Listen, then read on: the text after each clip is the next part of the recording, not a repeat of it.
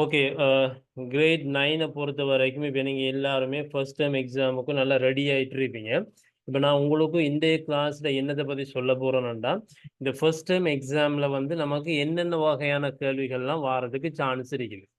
இது நம்ம ஓவராலாக ஸ்ரீலங்காவில் இருக்கக்கூடிய நிறைய பேப்பர்ஸை அனலைஸ் பண்ணி அதில் வளமையாக என்னென்ன கேள்விகள்லாம் வருது, அதில் நம்ம எப்படி அந்த கேள்விகளுக்கு சிம்பிளாக ஆன்சர் செய்யுது, இந்த விஷயங்களை தான் நான் உங்களுக்கு இன்றைக்கு சொல்லித்தர போகிறேன். ஸோ கிளாஸை கொஞ்சம் ஸ்டார்டிங்கில் இருந்து சரியாக கவனித்தா மட்டும்தான் நான் இது முடிய ஒரு கொஷின் பேப்பர் ஒன்று போடுவேன். அந்த கேள்விகளுக்கு உங்களுக்கு சிம்பிளாக ஆன்சர் செய்யக்கூடிய மாதிரி.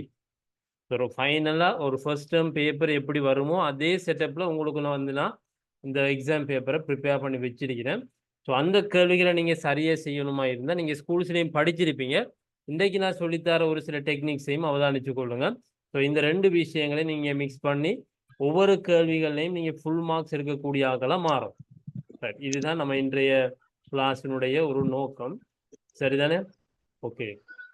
மைக் ஆன் பண்ணாதீங்க. நான் எப்போ ஆன் பண்ண சொல்றேன்னா அப்போ ஆன் பண்ணுங்க. வீடியோ ஆன் பண்ணாதீங்க. இந்த விஷயங்களை பார்த்துக்கொள்ளுங்க. ரைட். ஓகே. இப்போ நீங்கள் ஃபர்ஸ்ட் டைம் எக்ஸாமுக்கு வந்து ரெடியாக வேண்டிய மிக முக்கியமான சில விஷயங்கள் சம்மந்தமாக நான் இந்த டிஸ்பிளேல போட்டிருக்கிறேன். அதில் முதலாவது வந்து ஒகேபுலரி. ஒகேபுலரின்னு சொல்கிறது வந்து என்னென்னா, சொற்கள் சம்பந்தமான விஷயங்களை நீங்கள் ரெடி ஆகிக்கொள்ளும். இப்போ யூனிட் 1 இருந்து யூனிட் 3 வரைக்கும் நீங்கள் என்ன செய்யணும்னா, அந்த 3 யூனிட்டுக்குள்ளேயும் வரக்கூடிய கொஞ்சம் கஷ்டமான சொற்களை பார்த்து கொஞ்சம் ரெடி ஆகி வச்சுக்கொள்ளுங்க. ஏனெண்டா அது வந்து உங்களுக்கு முதலாவது கேள்வியாக வாரதுக்கு சான்ஸ் இருக்கு. எப்படி அந்த கேள்வி வருமாண்டா, ஸ்பேசஸை ஃபில் பண்ணுற மாதிரி வரும். இப்போ உதாரணமாக ஃபெமிலி என்றால் அதில் ஒரு இடத்துல வந்து ஸ்பேஸ் வரும். அதில் வரக்கூடிய லெட்டரை நம்ம செலக்ட் பண்ண வேண்டி வரும். சரிதானே? அப்படியான விஷயங்கள் முதலாவது கேள்வியாக வரும். ரெண்டாவது கலெக்டிவ் நவுன்ஸ் ஃபார் பீப்புள். இந்த மக்களை குறிக்கக்கூடிய கலெக்டிவ் நவுன்ஸ் சம்மந்தமாக நீங்கள் ஸ்கூல்ஸில் படிச்சிருப்பீங்க. அந்த விஷயங்களை நீங்கள் நல்லா ரெடி ஆகிக்கொள்ளுங்க. மூன்றாவது வந்து பிக்சர் டிஸ்கிரிப்ஷன். உங்களுக்கு ஒரு பிக்சர் ஒன்று தருவாங்க. அந்த பிக்சருக்கு நீங்கள் ஒன்றும் சென்டென்சஸ் எழுதுகிற மாதிரி வரும், அல்லது வந்து ஃபில் இன் த பிளாங்க், இடைவெளி நிரப்புற மாதிரி வரும். ஏதோ பிக்சர் டிஸ்கிரிப்ஷன்ல இருந்து ஒரு கேள்வி வரும். அடுத்தது கொமாஸ். நமக்கு தரக்கூடிய சென்டென்சஸ்ல எந்தெந்த இடத்துல கொமா வரும்னு நீங்கள் ஸ்கூல்ஸில் படிச்சிருப்பீங்க. அந்த விஷயங்களை படித்து அதில் சென்டென்சஸ் தருவாங்க. அதில் பொருத்தமான இடத்துல நம்ம கொமாவை போட வேண்டி வரும். அடுத்தது வந்து preposition. In, on, at, beyond, for, of இப்படியான சொற்கள்லாம் நீங்கள் ஸ்கூல்ஸில் படிச்சிருப்பீங்க ப்ரெப்போசிஷன் சொல்லி. அந்த விஷயங்கள் ரெடியாகி கொள்ளுங்க. ஆறாவது ரீடிங் கம்ப்ரிஹென்ஷன். இது வளமையாகவே வரக்கூடிய ஒரு கேள்வி. எப்படின்னா, ஒரு பேராகிராஃப் பந்தி ஒன்று தந்திருப்பாங்க, அதுக்கு கீழே ஒரு 5 கேள்வி தந்திருப்பாங்க. ஸோ அந்த கேள்விகளுக்கு நீங்கள் ஆன்சர் செய்யறது. அடுத்தது ப்ரொடக்ஷன் செக்ஷன்ஸ். சூப்பர் மார்க்கெட்டுக்கு போகக்கூடிய ஒரு யூனிட் ஒன்று உங்களுக்கு இருக்குது, யூனிட் 2. அதில் வந்து ஒவ்வொரு ப்ராடக்ட்ஸும் வந்து எந்தெந்த செக்ஷனுக்குள்ளே இருக்குது, இந்த விஷயங்கள் கொஞ்சம் ரெடி ஆகிக்கொள்ளும். அடுத்தது கட்டுரை எழுதுறது, எஸ்ஏ. இப்போ இவ்வளோ விஷயங்களையும் நீங்கள் ரெடி ஆகிக்கொள்ளும். இப்போ நாம சும்மா கொமனாக கேட்டு பார்ப்போம். இதுக்குள்ள வந்து இப்போ நீங்கள் உங்களோட ஸ்கூல்ஸில் இது வரைக்கும் எத்தனை யூனிட்ஸ் முடிச்சிருக்கிறீங்க? யூனிட் 1, 2, 3 இப்படின்னு இருக்கு தானே? அதில் எத்தனை யூனிட்ஸ் முடிச்சிருக்கிறீங்க? யாருக்காவது சொல்லிடுமா?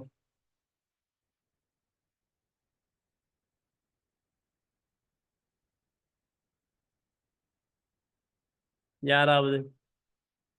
உங்களோட ஸ்கூல்ல நீங்க எத்தனை யூனிட் முடிச்சு வச்சிருக்கிறீங்க? எத்தனை அலகுகளை முடிச்சிருக்கிறீங்க?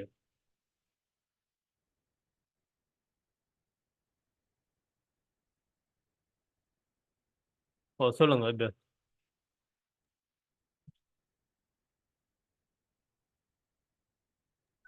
யூனிட் 5.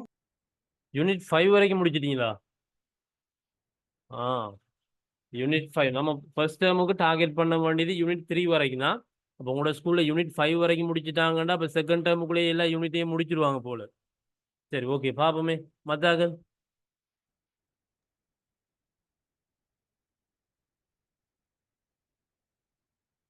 வேற யாராவது ஸ்கூல்ஸ்ல யூனிட் முடிஞ்ச சம்பந்தமா? Right, okay. அப்போ நம்ம யூனிட் முடியுதோ முடியலையோ, ஃபர்ஸ்ட் டைம் எக்ஸாமுக்கு நான் சொல்லக்கூடிய டாபிக்ஸை கொஞ்சம் நல்லா ரெடி ஆகிக்கொள்ளுங்க. நான் இப்போ ஒவ்வொன்றா உங்களுக்கு எக்ஸ்பிளைன் பண்ண போகிறேன். ரைட். சரி. இப்போ நம்ம முதலாவது பார்க்க போகிற விஷயம் என்னென்னா, பிள்ளைகள் கவனித்துக் கொள்ளுங்க. முதலாவது நம்ம பார்க்க போகிறது வந்து ஒகேபுலரி. அதாவது சொற்களோட சம்பந்தப்பட்ட கேள்விகள் என்னென்ன வாரத்துக்கு சான்ஸ் இருக்கு, அது எப்படி வரும் என்ற விஷயத்தை நம்ம இன்றைக்கு படிக்க போகிறோம். சரிதானே? சரி, இதுல வந்து முதலாவது நான் உங்களுக்கு டிஸ்பிளேல ஒரு 6 வேர்ட்ஸ் போடுறேன். 6 வேர்ட்ஸ் போடுறேன். இந்த 6 வேர்ட்ஸுமே நம்ம யூனிட் 1, 2 இப்படியான யூனிட்ஸ்ல இருந்து எடுத்து வச்சிருக்கிறோம். இந்த 6 வேர்ட்ஸ் நல்லா பார்த்துக்கொள்ளுங்க. 6 வேர்ட்ஸ். ஓகே, இப்ப இந்த 6 வேர்ட்ஸையும் என்னால ரீட் பண்ண இயலும் என்று சொல்றால் ஹேண்ட் ரைஸ் பண்ணுங்க பாபு.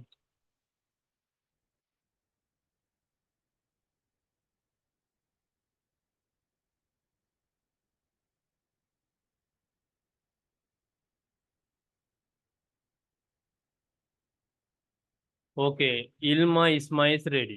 ஓகே, நீங்க சொல்லுங்கம்மா பாபம். 6 வேர்ட்ஸையும் ரீட் பண்ணி காட்டுங்க.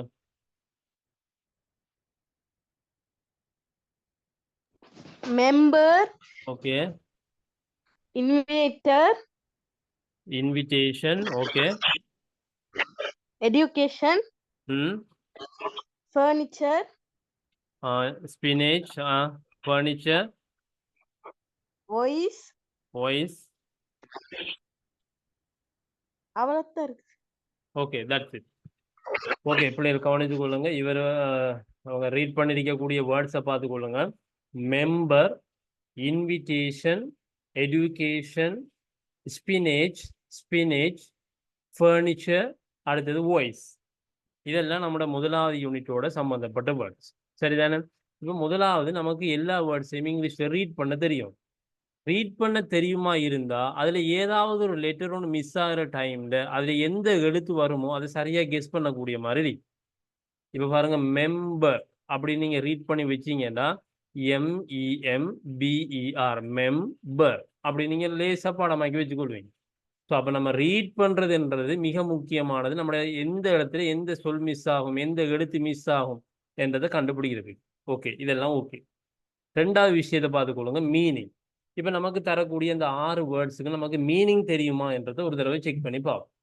ஓகே, யாருக்காவது சொல்லி காட்டலுமா மெம்பர்ண்டா என்ன மீனிங், மெம்பர்ண்டா என்ன கருத்து?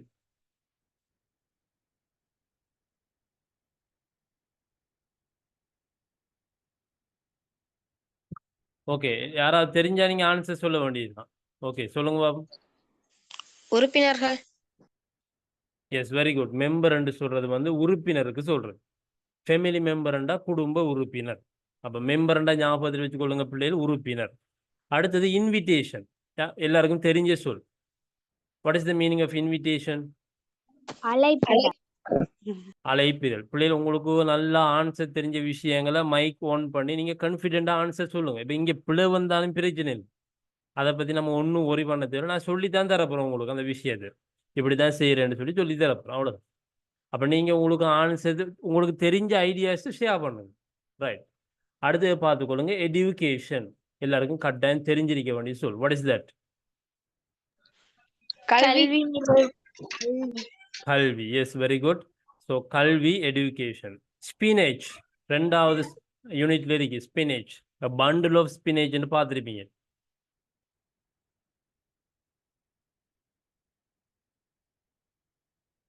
ஓகே, பண்டில் ஆஃப் ஸ்பினேஜ்னு சொல்றது வந்து கீரைக்கட்டுக்கு சொல்ற, கீரை நார்மலா நம்ம சாப்பிட்றதுக்கு யூஸ் பண்ற கீரை.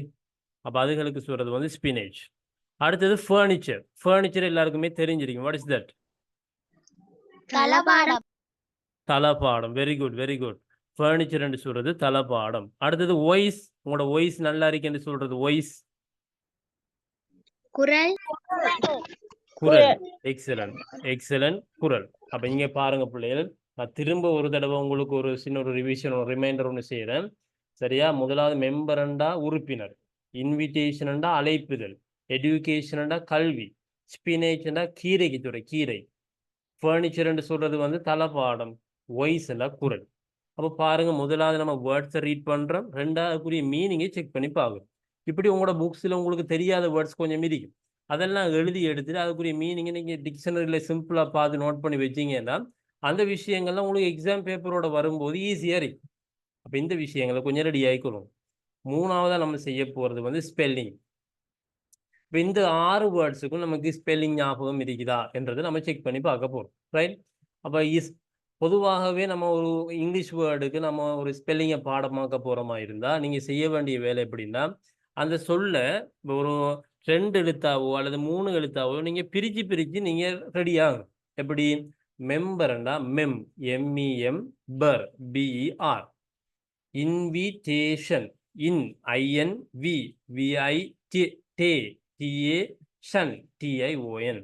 இன்விடேஷன் அப்படி 2 எழுத்தாக அல்லது 3 எழுத்தாக இப்படி நீங்க பிரிச்சு அந்த ஸ்பெல்லிங்கை பாடமாக்குனீங்கன்னா உங்களுக்கு ஈஸியாக நம்மளுடைய ஸ்பெல்லிங் ஞாபகத்துக்கு வரும். Education edu E D U ca C A T I O N ஷன்.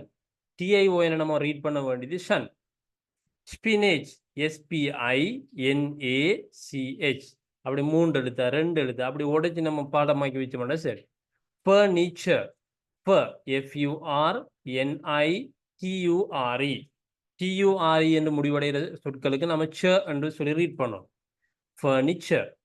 TION என்ற முடிவடையுமா இருந்தால் அதுக்கு ஷன் என்று வாசிக்கணும். Invitation education. அடுத்தது வாய்ஸ் VOICE. இப்படின்னு கொஞ்சம் ரெடியாக ஒரு 1 மினிட் டைம் தரேன் எல்லாருக்கும். இப்போ இதுக்கு பின்னுக்கு நான் இந்த 6 வேர்ட்ஸையும் போட போகிறேன். அதில் ஒரு எழுத்து மிஸ் ஆக போகுது. அந்த எழுத்தை நீங்கள் தான் கெஸ் பண்ண போகிறீங்க. ஒரு 1 மினிட் டைம் பாப்போம் யாருக்கு சரியாக கெஸ் பண்ணுறேன்னு.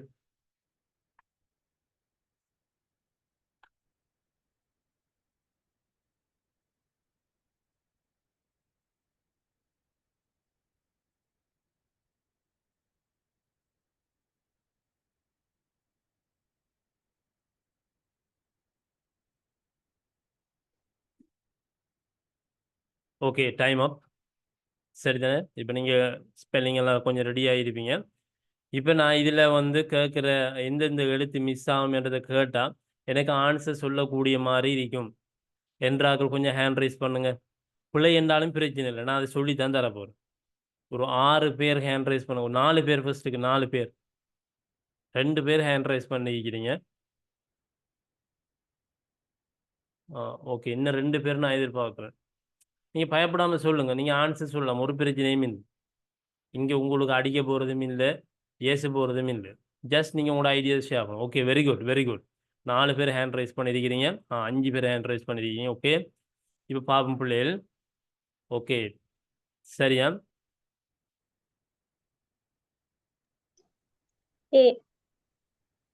ஓகே பிள்ளைகள், முதலாவது நான் போட்டிருக்கிறேன் வந்து ஸ்பினேச். வினு என்றால் சொல்லுங்க பாப்போம். இதுக்குரிய லெட்டர் என்ன எழுத்து மிஸ் ஆகுது? ஏ. அப்போ பாருங்க பிள்ளைகள், ஸ்பினேச் நே என்று சொல்லி வர டைம்ல நம்ம ஏ போட வேண்டி வரும். ஸ்பினேச். அப்போ இதில் வர வேண்டிய லெட்டர் வந்து A. Okay, very good. Spinach யாருக்காவது மீனிங் சொல்லி காட்டணும் என்னண்டு? கீரை. ரைட், கீரை. கீரைக்கு தான் நம்ம சொல்றது ஸ்பினேச். அதில் கீரை கட்டுன்னு சொல்றதுக்கு வந்து a bundle of spinach. ஞாபகம் வச்சுக்கொள்ளுங்க. Okay, the next one invitation. Invitation Dhanushiya சொல்லி காட்டுங்க. Dhanushiya, tell me the answer.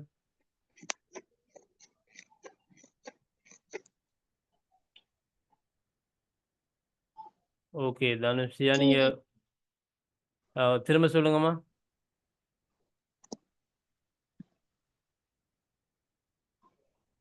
Okay Dhanushiya missing. Hasani சொல்லி காட்டுங்க பாப்போம், இதுக்கு என்ன ஆன்சர் வரதுக்கு சான்ஸ் இருக்கு? டி. Yes, very good. பாருங்க, இன்விடேஷன். டேஷன் வர டைம்ல நம்ம அதுக்கு போட வேண்டியது டி. எக்ஸலண்ட். ஓகே, அடுத்தால் பாப்போம் எஜுகேஷன். எஜுகேஷனுக்கு இஸ்மா சொல்லி காட்டுங்க. What is the letter missing here? U. U. Yes, very good. So இதில் எஜுகேஷன் யூ என்றது மிஸ் ஆகுது. Very good. அடுத்தது பார்ப்போம். சரியா? வாய்ஸ். வாய்ஸில் எந்த எழுத்து மிஸ் ஆகுதுன்னு சொல்லி யாருக்காக கெஸ் பண்ணிடுமா?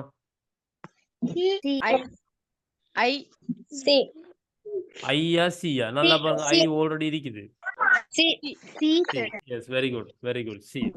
அப்போ பாருங்க பிள்ளைங்களா, இதில் உங்களுக்கு வந்து 6 வேர்ட்ஸை இன்ட்ரடியூஸ் பண்ணியிருக்கிறேன். அந்த 6 வேர்ட்ஸுக்கும் நீங்கள் நல்ல ஸ்பெல்லிங் ரெடி ஆகி வச்சிங்கன்னா இப்படியான கேள்விகள் தான் உங்களுக்கு எக்ஸாமுக்கு வரப்போகுது. ஒரு லெட்டருக்குரிய ஸ்பேஸ் ஒன்று தர போகிறாங்க, அதில் வரக்கூடிய லெட்டரை நம்ம போட வேண்டி வரும். அப்போ இதெல்லாம் நீங்கள் நல்லா ரெடி ஆகிட்டீங்கன்னா நீங்கள் எப்படியான வேர்ட்ஸ் வந்தாலும் உங்களுக்கு சிம்பிளாக அந்த லெட்டரை போடக்கூடிய மாதிரி இருக்கும். அப்போ புக்கில் இருக்கக்கூடிய யூனிட் 1லேருந்து யூனிட் 3க்குள்ளே இருக்கக்கூடிய உங்களுக்கு தெரியாத வேர்ட்ஸ் எல்லாம் கொப்பியில் எழுதி எடுத்துட்டு அதுக்குரிய ஸ்பெல்லிங்கை கொஞ்சம் கொஞ்சமாக ரெடி ஆகும். ஒரு நாளைக்கு ஒரு 5 வேர்ட்ஸ் அல்லது 10 வேர்ட்ஸ் அப்படி நீங்கள் ரெடி ஆனீங்கன்னா சரி. இப்போ நம்மளோட நோக்கம் என்னன்னா இதுல வந்து படிக்கிற ஒவ்வொரு கேள்வியிலையும் நீங்க ஃபுல் மார்க்ஸ் எடுக்கிறாக்கலாம் மாறும். ரைட், பாப்போம் அடுத்தடுத்த கொஸ்டின்ஸ். சரிதானே? ரைட், இப்போ நம்ம அடுத்தடுத்த கொஸ்டின்ஸ்ல வந்து இன்னொரு 6 வேர்ட்ஸ் சம்பந்தமா நம்ம டிஸ்கஸ் பண்ண போறோம். இதுல நான் டிஸ்பிளேல 6 வேர்ட்ஸ் போட்டிருக்கிறேன். இதை நான் ரீட் பண்ணி காட்டுறேன். ஃபர்ஸ்ட்டுக்கு பார்த்துக்கொள்ளுங்க பிள்ளைகள். முதலாவது வேர்டு வந்து என்னன்னா ப்ரோக்ராம். ப்ரோக்ராம். Fortunate fortunate. ஃபார்ச்சுனேட். மூன்றாவது வந்து ஒண்டர்ஃபுல். ஒண்டர்ஃபுல். நாலாவது கோகோனட். கோகோனட். அடுத்தது சர்வீஸ். அடுத்தது conference. Conference. Conference. Program, fortunate, wonderful, coconut, service, conference. Okay, கொஞ்சம் ரீட் பண்ணி பாருங்க பாப்போம் எல்லாரும். ஓகே, இதை நான் ரீட் பண்ணி காட்டுறேன்னு சொல்றாள். ஹேண்ட் ரைஸ் பண்ணுங்க. இதை கொஞ்சம் நான் ரீட் பண்ணி காட்டுறேன். ஓகே, வினு வினு ரீட் பண்ணி காட்டுங்க பாப்போம்.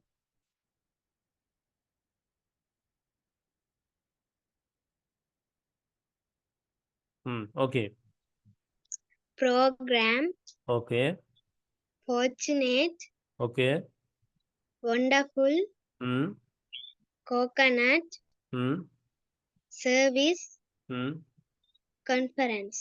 Conference. Okay, very good, very good. Right, இப்போ இங்கே பாருங்க பிள்ளைல, அப்போ அவர் ரீட் பண்ணி காட்டுறாரு. இப்போ நம்ம அடுத்தது டிஸ்கஸ் பண்ணோம். இதுக்கு எல்லாத்துக்குமே நமக்கு மீனிங் தெரியுமா என்றதை பார்ப்போம். சரிதானே? ஓகே, ப்ரோக்ராம்ண்டா யாருக்காவது மீனிங் சொல்லி காட்டிடுமா? What is the meaning of program? நிகழ்ச்சி. நிகழ்ச்சிக்கு சொல்றது என்ன? ஒரு நிகழ்வுக்கு சொல்றது, நிகழ்ச்சிக்கு சொல்றது. Very good. ஃபார்ச்சுனேட். ஃபார்ச்சுனேட். அதிர்ஷ்டம். Right, excellent. ஸோ ஃபார்ச்சுனேட்னு சொல்றது வந்து அதிர்ஷ்டத்துக்கு சொல்றது. இப்போ சம்டைம்ஸ் சொல்லுவாங்க அன்ஃபார்ச்சுனேட். ஃபார்ச்சுனேட், அன்ஃபார்ச்சுனேட்னு சொல்லி நீங்க ஸ்கூல்ஸ்ல படிச்சிருப்பீங்க. அதிர்ஷ்டம், துரதிர்ஷ்டம்னு சொல்லுவாங்க. சரிதானே? அப்போ ஃபார்ச்சுனேட் என்றா அதிர்ஷ்டம், அன்ஃபார்ச்சுனேட் என்றா துரதிர்ஷ்டம். ஒண்டர்ஃபுல். ஒண்டர்ஃபுல் நம்ம அடிக்கடி சொல்றது. What is that? அற்புதமான. வெரி குட், அற்புதமான. நல்லா கவனிச்சு கொள்ளுங்க பிள்ளைகள். ஒண்டர்ஃபுல்னு சொல்றது அற்புதமான. உங்களுக்கு தெரியாத வேர்ட்ஸ் எல்லாம் வந்தா பக்கத்துல கொப்பியில எழுதி எடுத்துட்டு நோட் பண்ணி கொள்ளுங்க. அது மீனிங் என்ன. நம்ம இன்றைக்கு ஒரு 6 வேர்ட்ஸை படிச்சிக்கோம்னா அது மீனிங்கை ஞாபகத்தில் வச்சுக்கொள்ளும். ஓகே, அடுத்தது பார்ப்போம். கோகோனட். கோகோனட்னு சொல்றது என்னது? தேங்காய். தேங்காய். அது எல்லாருக்கும் தெரிஞ்சு வச்சிருக்கிறீங்க. Very good. அடுத்தது சர்வீஸ். சேவை. சேவை. சேவை. ஓகே. கான்ஃபரன்ஸ். ஸ்கூல்ல அந்த அதாவது யூனிட் 3ல இருக்குது கான்ஃபரன்ஸ். மாநாடு. ஞாபகத்தில் வச்சுக்கொள்ளுங்க. மாநாடுக்கு தான் நம்ம சொல்றது வந்து கான்ஃபரன்ஸ். சரி, ஸ்டூடெண்ட்ஸ் கான்ஃபரன்ஸ்ன்னு சொல்றாங்க. மாணவர்களுடைய அந்த மாநாடு ஒன்று நடக்குது. அது ப்ரிஃபிக்ஸ். அது சம்பந்தமான இந்த யூனிட் 3ல இருக்குது.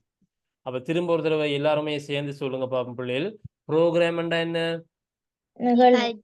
நிகழ்ச்சி. ஃபார்ச்சுனேட். அதிர்ஷ்டம். அதிர்ஷ்டம். ஒண்டர்ஃபுல். அற்புதம். மத்தாக்க எல்லாருமே சேர்ந்து சொல்லுங்க. ஆன்சர் சொல்லுங்க. Right, wonderful. அற்புதம். அற்புதம். கோகோனட். தேங்காய். தேங்காய். ஓகே. சர்வீஸ். சர்வீஸ். சேவை. கான்ஃபரன்ஸ். மாநாடு. ஓகே, அப்ப இங்க பாருங்க. இப்ப நம்ம அந்த விஷயங்கள்லாம் இருக்குது. இப்ப இந்த விஷயங்கள்லாம் இருக்குது. இப்ப நம்ம முதலாவது நல்லா கவனிச்சு கொள்ளுங்க பிள்ளைகள். நான் உங்களுக்கு சொல்ல வாரது உங்களோட புக்கில் இருக்கக்கூடிய தெரியாத வேர்ட்ஸ் எல்லாம் நீங்க லிஸ்ட் பண்ணி எடுத்து அதுக்குரிய ஸ்பெல்லிங்கை ரெடி ஆகி கொள்ளுங்க. உங்களுக்கு முதலாவது கேள்வி அப்படியான கேள்விகள் வர்றதுக்கு சான்ஸ் இருக்கு. இப்ப நான் போட போற எக்ஸாம் பேப்பர்லையும் முதலாவது கேள்வி அப்படியான ஒரு கேள்வியை தான் போட்டிருக்கேன். சரிதானே? ரைட். ஸோ ரெண்டாவதாக next we are going to discuss about collective nouns for people. நீங்க ஸ்கூல்ல இருக்கக்கூடிய அந்த புக்ல படிச்சிருப்பீங்க. கலெக்டிவ் நவுன்ஸ் என்ற ஒரு ஹெடிங் படிச்சிருப்பீங்க. கலெக்டிவ் நவுன்ஸ் என்னன்னு சொல்லி யாருக்காவது சொல்லி காட்டிடுமா? கலெக்டிவ் நவுன்ஸ் என்ன? கூட்டத்தை. Very good. ஸோ கூட்டத்தை குறிக்கக்கூடிய பெயர்களுக்கு தான் நம்ம இங்கிலீஷ்ல சொல்றது வந்து கலெக்டிவ் நவுன்ஸ். இப்போ பொருட்கள் கூட்டமாக இருக்கும். அனிமல்ஸ் அண்ட் பேர்ட்ஸ் வந்து கூட்டமாக இருக்கும். அதே மாதிரி பீப்புள், மக்களும் கூட்டமாக இருப்பாங்க. இப்படி கூட்டமாக இருக்கக்கூடிய மக்களுக்கெல்லாம் என்னென்ன நேம்ஸ் வச்சிருக்கிறாங்க இங்கிலீஷ்ல, அதை பத்தி படிக்கிற பாடம் தான் இந்த கலெக்டிவ் நவுன்ஸ் ஃபார் பீப்புள். இந்த பீப்புளோட சம்பந்தப்பட்ட கலெக்டிவ் நவுன்ஸ் தான் உங்களுக்கு கூடுதலாக உங்களோட எக்ஸாம் பேப்பர்லையும் வருது, உங்களோட டெக்ஸ்ட் புக்லையும் அதை தான் போட்டிருக்கிறான். இப்போ நமக்கு தெரிஞ்சு கொள்ள வேண்டிய விஷயம் என்னென்னா, என்னென்ன குரூப்புக்கு என்னென்ன பேர் இருக்குது இங்கிலீஷில். இப்போ நான் மேலே ஒரு சில வேர்ட்ஸ் எல்லாம் போட்டிருக்கிறேன், சரிதானே? சரி, இது ஒவ்வொன்றா டீட்டெயிலாக பார்ப்போம். ஓகே, இப்போ நான் இதில் லிஸ்ட் அவுட் பண்ணி போடுறேன், பார்த்துக்கொள்ளுங்க பிள்ளைகள். முதலாவது வேர்டு வந்து ஆமி. எல்லாருக்கும் ஆமி என்று சொல் நல்லாவே தெரிஞ்ச ஒரு சொல். என்ன ஆமி என்று சொல்றது யாரு? ஆமி என்று சொல்றது ராணுவம். ராணுவம். அப்ப படை வீரர்கள், ஆர்மி ஆஃப் சோல்ஜர்ஸ். படை வீரர்கள் வந்து கூட்டம் கூட்டமா இருந்தாங்களா இருந்தா அவங்களுக்கு சொல்றது வந்து ஆர்மி. ரைட். ரெண்டாவது பார்த்துக்கொள்ளுங்க, ஆடியன்ஸ். ஆடியன்ஸ் ஒரு நிகழ்ச்சிக்கு பார்வையாளர்களா வராங்களே அவங்களுக்கு நம்ம சொல்றது வந்து ஆடியன்ஸ். ஒரு நிகழ்ச்சிக்கு பார்வையாளரா வராங்களுக்கு நம்ம சொல்றது ஆடியன்ஸ். அடுத்தது போர்டு. போர்டு. ரைட். போர்டுன்னா யாருக்காவது மீனிங் தெரியுமா? பக்கத்துல சவுண்ட் உள்ளாக மைக் ஓன் பண்ணாதீங்க, சரிதானே? ரைட். போர்டுன்னா யாருக்காவது கருத்து சொல்லிடுமா? பலகை. பலகை. இப்ப இங்க வந்து நம்ம படிக்கிறது வந்து மக்கள் கூட்டமா இருக்கக்கூடிய மக்களுக்கு நாம யூஸ் பண்ணக்கூடிய இங்கிலீஷ்ல இருக்கக்கூடிய கலெக்டிவ் நவுன். அப்ப இதுல பலகைன்னு சொல்லிடுமா மக்களை பார்த்து நம்ம? இல்ல. அப்ப இதுக்கு வேற ஏதோ கருத்து ஒன்று இருக்குது, அது சம்பந்தமா தெரிஞ்சாக. ரைட். நான் ஒரு சில எக்ஸாம்பிள் சொல்றேன், அந்த எக்ஸாம்பிளை வச்சு நீங்க ஆன்சரை கண்டுபிடிப்பீங்க. பாருங்க, இப்ப நீங்க உங்களுக்கு தெரியும் இந்த சிஇபி என்று சொல்றாங்கன்னு. அந்த சிஇபியில முழுமையான வடிவம் யாருக்காவது தெரியுமா? ஃபுல் ஃபார்ம் சிஇபின்னா அந்த கரண்ட் கொடுக்க வாராக்களுக்கு நம்ம சொல்றது என்ன? Very good. Ceylon Electricity Board. பாருங்க, சிலோன் எலக்ட்ரிசிட்டி போர்ட். அடுத்தது சிடிபி. இந்த சிடிபி பஸ் வருதுன்னு சொல்றீங்க, சிடிபி. ஸோ அது என்னது? இலங்கை போக்குவரத்து இலங்கை போக்குவரத்து சபை. தமிழ் கேட்கல, இங்கிலீஷ். இங்கிலீஷ் சொல்லுங்க. Ceylon travel bus. Ceylon travel bus. அப்படிதான் பாடமாக்கி இருக்கிறீங்க. அப்படி வராது தம்பி. சிலோன் டிராவல் பஸ் என்று சொல்றதுல நம்ம Ceylon transport boat, Ceylon transport boat, Ceylon electricity boat. அப்ப பாருங்க, ரெண்டுலயுமே போர்டு என்ற ஒரு சொல் ஒன்று வருது. அப்ப இந்த போர்டுக்கு தமிழ்ல என்ன அர்த்தமா இருக்கும்னு நினைக்கிறீங்க? Very good, excellent. அப்ப போர்டுன்னு சொல்றதுக்கு நம்ம இங்கிலீஷ்ல சொல்லக்கூடிய அந்த சொல்லுக்கு தமிழ் மீனிங் என்னன்னா சபை. சபை, சரிதானே? அப்ப போர்டுன்னு சொல்றது வந்து சபையை குறிக்கும். அடுத்தது பாருங்க, பேண்ட். பேண்ட் எல்லாருக்கும் நல்லா தெரியும். அடுத்தது கமிட்டி, அடுத்தது க்ரூ, அடுத்தது ஃபேமிலி. இப்ப நம்ம ஒவ்வொன்றா பாப்போமே. ஆர்மி என்று சொல்றது வந்து இராணுவ வீரர்களுக்கு சொல்றது, இந்த பக்கத்துல பிக்சரும் போடுறீங்க. ஆடியன்ஸ் சொல்றது ஒரு நிகழ்ச்சியை பார்க்க வாராக்களுக்கு நம்ம சொல்றது ஆடியன்ஸ். அடுத்தது போர்டு சொல்றது என்னன்னா போர்ட் ஆஃப் டைரக்டர்ஸ். ஒரு நிறுவனத்துல வந்து நல்ல அந்த ஹையர் பொசிஷன்ஸ், அதாவது உயர் பதவிகள் இருப்பாங்க, அவங்கெல்லாம் ஒரு மீட்டிங் ஒன்று நடத்துற. அப்ப அந்த உயர் பதவிகள்ல இருக்கிறார்களுக்கு தான் நம்ம சொல்றது வந்து போர்ட், சபை என்று சொல்றது, போர்ட் ஆஃப் டைரக்டர்ஸ். அடுத்தது பார்த்துக்கொள்ளுங்க, பேண்ட். பேண்ட் எல்லாருக்குமே நல்லா தெரிஞ்ச விஷயம். உங்களோட ஸ்கூல்ஸ்ல எப்படி பேண்ட் எல்லாம் அடிச்சுட்டு போவாங்கன்னு. பேண்டுக்கு தமிழ் கருத்தை ஞாபகத்தில் வச்சுக்கொள்ளுங்க, வாத்திய குழு. பேண்டுனா வாத்திய குழு. இந்த பக்கத்தில் இருக்கிறது தான் பேண்ட், நல்லா பார்த்துக்கோங்க. அடுத்தது கமிட்டி. கமிட்டி என்று சொல்றது வந்து என்னன்னா ஒரு குழுவுக்கு சொல்றது. நார்மலா ஒரு குழுவுக்கு சொல்றது. ஒரு ஏதாவது ஒரு ப்ரோக்ராம் நடக்க போதுன்னா அதுக்கு ஒரு கமிட்டியை போடுவாங்க, ஆர்கனைசிங் கமிட்டி. அப்ப அந்த குழு சேர்ந்து அந்த ப்ரோக்ராமை எப்படி நடத்துறேன்னு முடிவெடுப்பாங்க.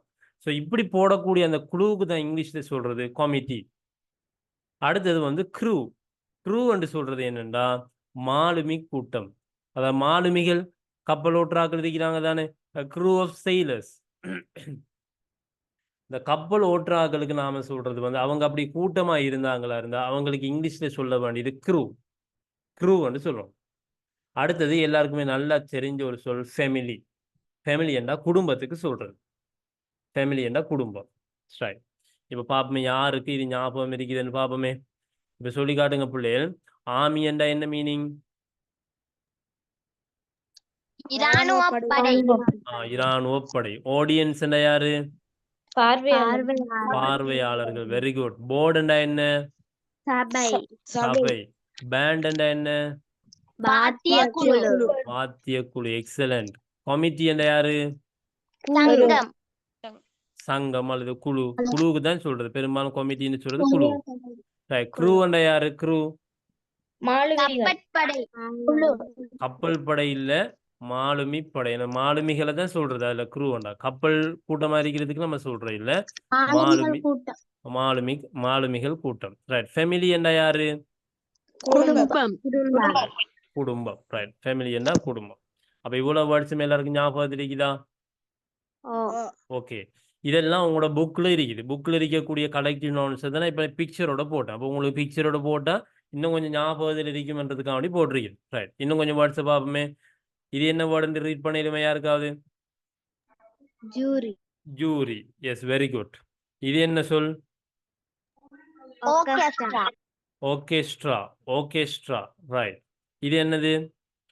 Public public. பப்ளிக். ரைட். அடுத்தது staff next team team. Next சோர் சோறு இல்ல, கோய. கோய எப்படி வாசிக்கணும் அத? கோய. ரைட். Very good. அடுத்து என்ன சொல்? Gang gang. ரைட். கேங் பிள்ளைங்க கவனித்துக் கொள்ளுங்க எல்லாரும். முதலாவது ஜூரி, ரெண்டாவது ஆர்கெஸ்ட்ரா, மூன்றாவது பப்ளிக், நாலாவது ஸ்டாஃப், அஞ்சாவது டீம், ஆறாவது கோயர், ஏழாவது கேங். ரைட். இது எல்லாத்த மீனிங்கையும் உங்களுக்கு நான் ஞாபகப்படுத்தி வரேன் ஒவ்வொன்றா. நம்ம அதுக்கு பின்னுக்கு அதை கொஞ்சம் ரிவைஸ் பண்ணுவோம். இப்போ படிக்கிற விஷயங்களுக்குரிய பிக்சர் நான் திரும்ப போடுவேன், நீங்க சொல்லி காட்டுற அளவுக்கு இருக்கும். ரைட். ஜூரி என்றா யாருன்னு சொல்லி சொன்னா இந்த பஞ்சாயத்து குழு. அதாவது ஒரு இடத்துக்கு தீர்ப்பு வழங்குறாக்கள்ன்ற குழுவுக்கு தான் நம்ம சொல்றது நீதிபதிகள் குழு. தீர்ப்புகள் வழங்குறாங்களே அந்த நீதிபதிகள் குழுவுக்கு தான் நம்ம சொல்றது ஜூரி. ரைட். இந்த அறிக்கிறாங்க பாருங்க பிக்சர்ல. அப்ப இவங்கெல்லாம் நீதிபதிகள் என்ன, ஜட்ஜஸ். அப்ப இந்த தீர்ப்புகள் வழங்கக்கூடிய நீதிபதிகள் இருக்கக்கூடிய அந்த குழுவுக்கு தான் சொல்றது ஜூரி. அடுத்தது ஒர்கெஸ்ட்ரா. ஒர்கெஸ்ட்ரான்னு சொல்றது அந்த பெரிய இசைக்குழுக்களுக்கு சொல்றது. இந்த ஏஆர் ரஹ்மான், அதே மாதிரி தேவா, இந்த இப்படியான ஆக்கள்லாம் வச்சிருக்கிறாங்களே இந்த பெரிய இசைக்குழுக்கள், அதுக்கு தான் சொல்றது வந்து ஒர்கெஸ்ட்ரா. இதுல எல்லா வகையான மியூசிக் இன்ஸ்ட்ருமெண்ட்ஸும் அந்த பிளே பண்ணக்கூடிய ஆக்கள் இருப்பாங்க.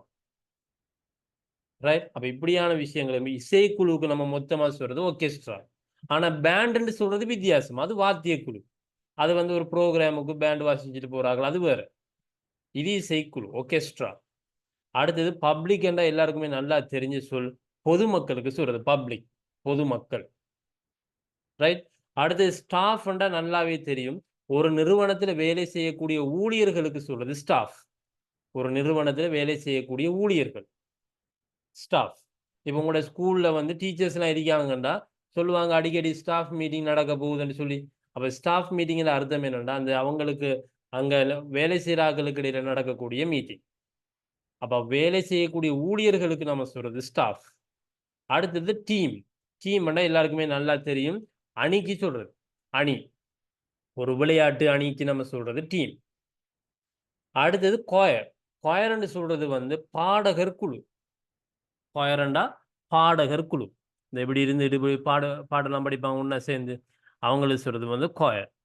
அடுத்தது கேங். கேங்கண்டா யாருக்காவது சரி நான் இதுக்கு மட்டும் கருத்து சொல்லல, யாராவது சொல்லி காட்டுங்களேன். கேங்கண்டா என்ன?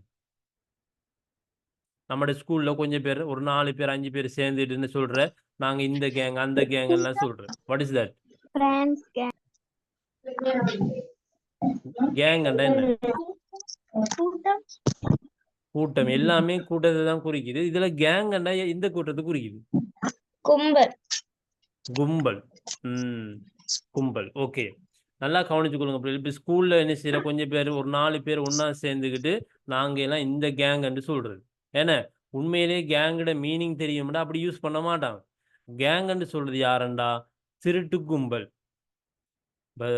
திருட போறாக்கள், கொள்ளையடிக்க போறாக்கள், இப்படியான ஆக்கள்லாம் அந்த இருக்கிற கூட்டத்துக்கு தான் சொல்றது கேங். சரிதானே? அப்ப திருட்டு கும்பல், கொள்ளைக்கார கும்பலுக்கு தான் நம்ம சொல்றது gang. Gang of robbers, gang of thieves, இப்படி நம்ம சொல்றது. ரைட். திரும்ப ஒரு தடவை எல்லாருக்கும் ஞாபகப்படுத்தி பார்ப்போமே. ரைட். சொல்லி காட்டுங்க. ஜூரி என்ற யாரு? நீதி வழங்குபவர்கள் Right. பஞ்சாயத்து குழு பஞ்சாயத்து குழு, நீதிபதிகள் குழு, அதுக்கு சொல்றது. ஓகேஸ்ட்ரா யாரு? இசைக்குழு இசைக்குழு. பப்ளிக் என்ன யாரு? பொதுமக்கள் பொதுமக்கள். ஸ்டாஃப் ஊழியர்கள் ஊழியர்கள்.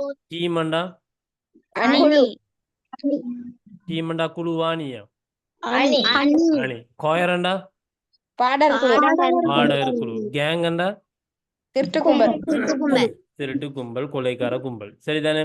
ரைட். அப்ப நம்ம இதுவரைக்கும் வந்து 7 ரைட் 14 வேர்ட்ஸ் நம்ம கலெக்டிவ் நவுன்ஸ் ஃபார் பீப்புள் படிச்சிருக்கிறோம்.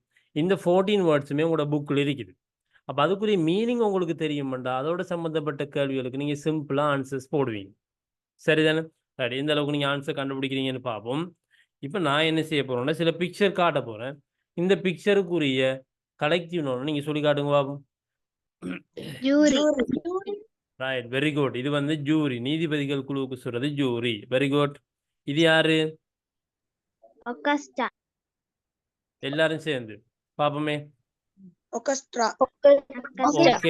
ஓகேஸ்ட்ரா. Okay, very good. இது என்னது? பப்ளிக். Okay, very good. இது டீம். ஓகே. இது choir. Right, very good. choir. இது ஓகே, வெரி குட். இப்போ எல்லாமே நமக்கு ஞாபகம் இருக்குது. இப்போ நான் உங்களுக்கு 5 வேர்ட்ஸ் தர போறேன். ரைட், சரிதானே? இப்போ நான் உங்களுக்கு 5 வேர்ட்ஸ் இங்கே தர போறேன். அந்த 5 வேர்ட்ஸுமே உங்களுக்கு இங்கே இருக்கக்கூடிய அந்த கொஸ்டின்ல நம்ம அப்ளை பண்ண போறோம். சரிதானே? இப்போ எந்த கொஸ்டினுக்கு எந்த ஆன்சர் வரப்போகுதுன்றது நீங்க கெஸ் பண்ண போறீங்க. முதலாவது வேர்டை நல்லா பார்த்துக்கொள்ளுங்க பிள்ளைகள். டீம். டீம்னா எல்லாருக்குமே நல்லா தெரியும், அணி. ரெண்டாவது ஆடியன்ஸ், பார்வையாளர் குழு.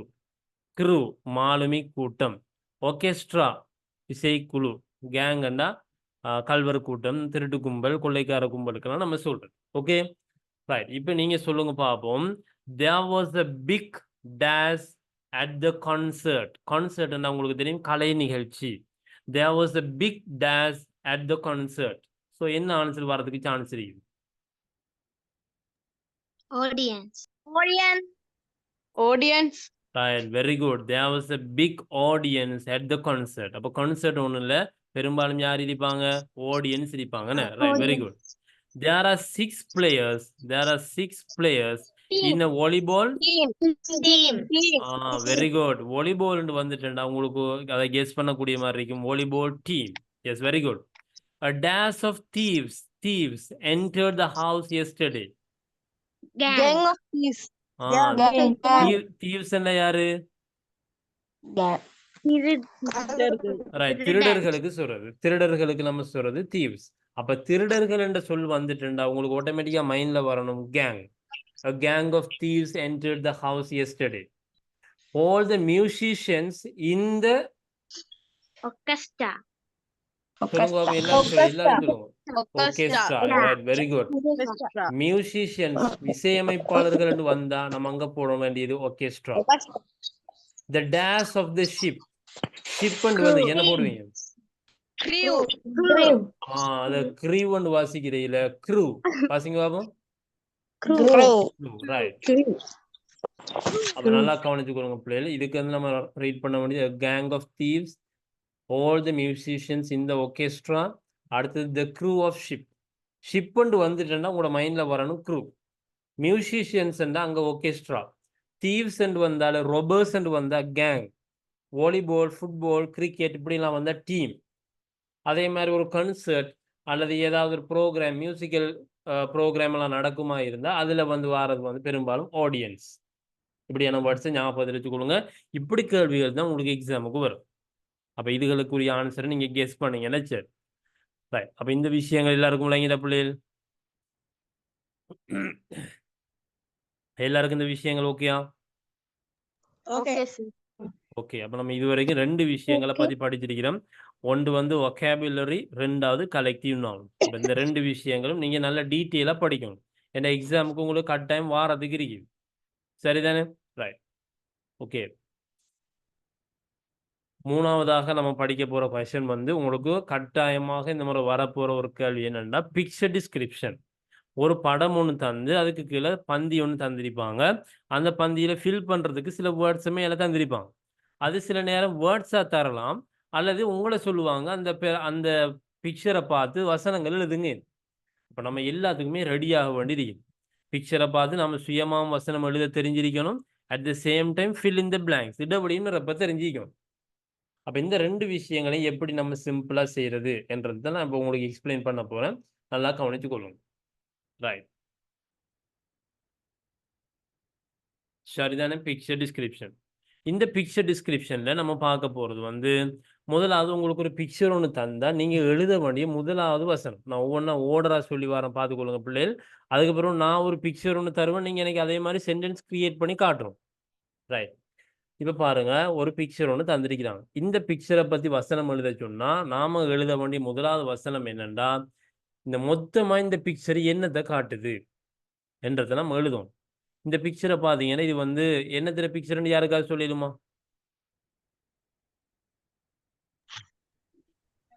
இந்த லிவிங் ரூம். ஒரு வீட்டில். ஆ ரைட். Very good. இதுக்கு பேர் வந்து சொல்றது லிவிங் ரூம்.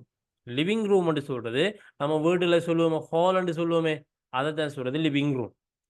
அப்ப முதலாவது நம்ம சொல்லப் போற வசனம் என்னடா, இந்த பிக்சர் வந்து ஒரு லிவிங் ரூம் ஒன்றினுடைய பிக்சர். இது எப்படி இங்கிலீஷ்ல சொல்லப் போறீங்கன்னா, this is a picture of a living room. This is a picture of a living room. நல்ல வசனத்தை பார்த்துக்கொள்ளுங்க. This is a picture of a living room.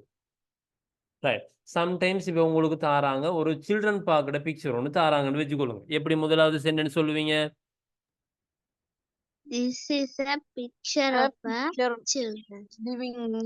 This is a picture of the This is a picture of a living room. children's park. Right. நம்ம children பார்க்கிற பிக்சரை தந்திருக்குதுன்னா, நீங்க living ரூம்டா சொல்ற? இல்ல. Right. Okay. அப்ப இந்த வசனத்தை சரியா சொல்லி காட்டுங்க பாப்போம். தனுஷியா சொல்லி காட்டுங்க பாப்போம். இது ஒரு சில்ட்ரன் பார்க்கினுடைய This படம். எப்படி சொல்லுவீங்க? this is a picture of children. Right. Very good. So நல்லா கவனித்துக் கொள்ளுங்க பிள்ளைகள். This is a picture of a This is a picture children of a park. children. This is a picture of a children park. ஒரு ஆள்கிட்ட question கேட்கக்குள்ள அடுத்த ஆள் நீங்க mic on பண்ணி சொல்லுவாங்க. Right. This is a picture of a children park. சரிதானே? முதலாவது வசனம் ஓகே. 2வது வசனத்தை பார்த்துக்கொள்ளுங்க பிள்ளைகள். இப்ப இந்த பிக்சர்ல இருக்கக்கூடிய விஷயங்களை பத்தி சொல்ல போறோம். சிங்குலர். சரிதானே? இப்ப இங்க ஒரு டிவி ஒன்று இருக்குதானே? அப்ப இந்த ஒரு இடத்துல ஒரு விஷயம் இருக்குது என்றதை சொல்றதுக்கு இங்கிலீஷ்ல ஒரு சொல் ஒன்று இருக்குது, ஒரு வசனம் ஒன்று இருக்குது. எப்படின்னா, தேர் இஸ் அ ஒன்று இருக்குதுன்னு நீங்க சொல்ல போறீங்களா இருந்தா தேர் இஸ் அ அப்படி சொல்லுவோம். இப்ப இங்க வந்து ஒரு பெரிய டிவி ஒன்று இருக்குது. There is a big TV. Right. அதே மாதிரி ரைட். இப்ப நான் ஒரு எரோ மார்க் ஒன்று போட்டிருக்கிறேன். ஒரு ஆள் சென்டென்ஸ் சொல்லி காட்டுங்க பாப்போம். ஒரு எரோ மார்க் ஒன்று போட்டிருக்கேன். அங்க ஒரு ஃபிஷ் டேங்க் இருக்குது. எப்படி வசனம் சொல்லுவீங்க? There is a fish tank. Right. Very good. There is a fish tank. There is a fish tank. Okay. இன்னொரு வசனத்தை பார்ப்போம். இங்க ஒரு வாஸ் ஒன்று இருக்குது. எப்படி சொல்லுவீங்க? There is This a is a flower. This is a There flower is a was vase on the படிச்சிக்கும். table. Right. there is a There is a flower vase. Right. அப்ப இங்க பாருங்க, நம்ம இப்ப பெரிய வசனங்களுக்கெல்லாம் இப்ப போக தேவையில்லை. நார்மலா முதலாவது பேசிக்கா எழுத தெரியும். ரைட். இப்ப பாருங்க, அங்க ஒரு டிவி இருக்குது. There is a TV. அங்க ஒரு ஃபிஷ் டேங்க் இருக்குது. There is a fish tank. அங்க ஒரு வாஸ் இருக்குது. There is a vase. இப்படி நீங்க முதலாவது அந்த சீனை கிரியேட் பண்ணி எடுக்கும். ரைட். எடுத்தாச்சு. ரைட். அதே மாதிரி இப்ப நம்ம என்ன செய்ய போறோம்? ப்ளூரல் ஒப்ஜெக்ட்ஸை பத்தி நம்ம எழுத போறோம். இந்த பிக்சர்ல இருக்கக்கூடிய பன்மை சொற்களை பத்தி எழுத போறோம். சரிதானே? இப்ப பாருங்க, தேரா இதுக்கு நம்ம யூஸ் பண்ண வேண்டிய ஏதாவது பன்மை சொற்கள் சம்பந்தமா நீங்க எழுத போறீங்களா இருந்தா தேரா. சரிதானே? தேரா 4 ஃபேமிலி மெம்பர்ஸ். இங்க வந்து 4 ஃபேமிலி மெம்பர்ஸ் இருக்கிறாங்க. அதே மாதிரி சொல்லி காட்டுங்க பாப்போம். இங்க வந்து 2 ஜன்னல்கள் இருக்குது. எப்படி இங்கிலீஷ்ல சொல்லுவீங்க?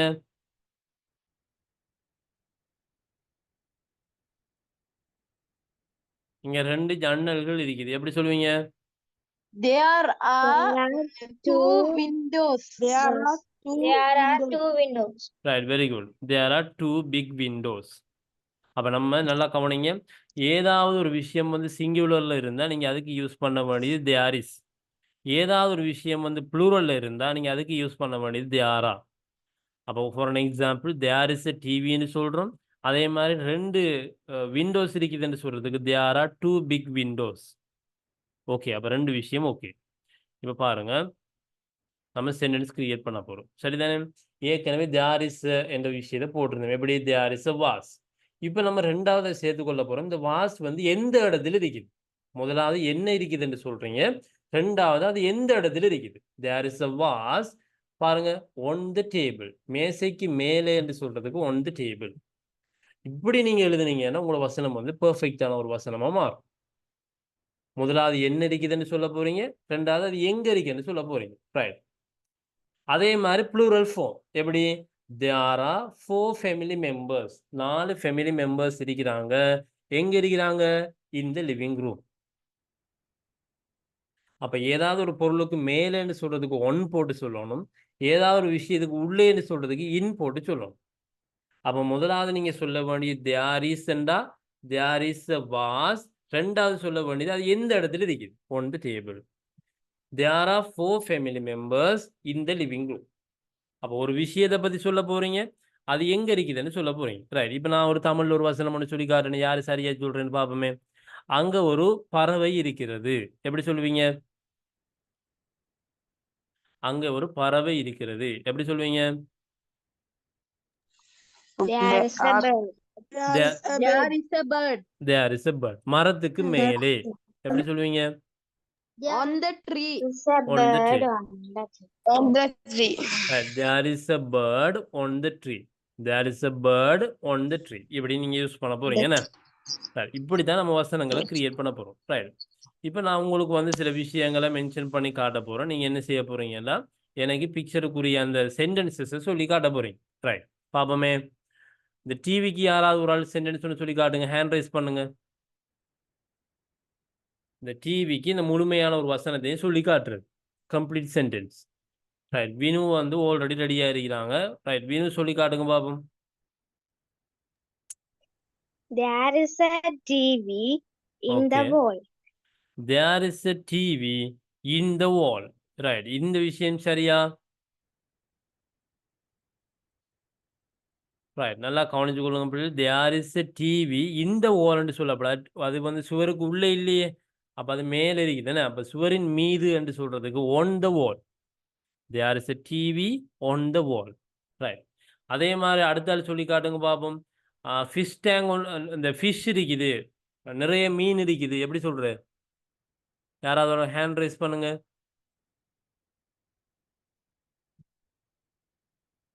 ரைட். இஸ்மா சொல்லி காட்டுங்க பாப்போம். ஃபிஷ் இருக்குது. எப்படி சொல்லுவீங்க? There is a fish on the fish tank. Right. there is a fish on the fish tank என்று சொல்றீங்க. ஃபிஷ் டேங்குக்கு மேலே இருக்குது ஃபிஷ்.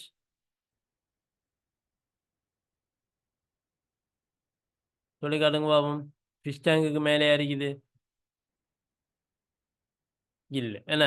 அது ஃபிஷ் டேங்குக்கு உள்ள இருக்குதுன்னு சொல்றதுக்கு there are some fish. நிறைய சில மீன்கள் இருக்குதுன்னு சொல்றதுக்கு there are some fish in the fish tank. in the fish tank. இந்த ஃபிஷ் டேங்க்னா ஃபிஷ் டேங்குக்கு உள்ளே. ரைட். அடுத்து பாப்போமே. there are 2 big windows in the living room. there is a picture on the wall.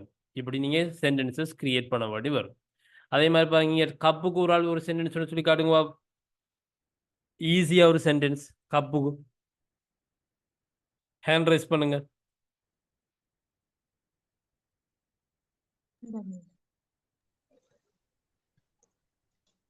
சொல்லுங்க.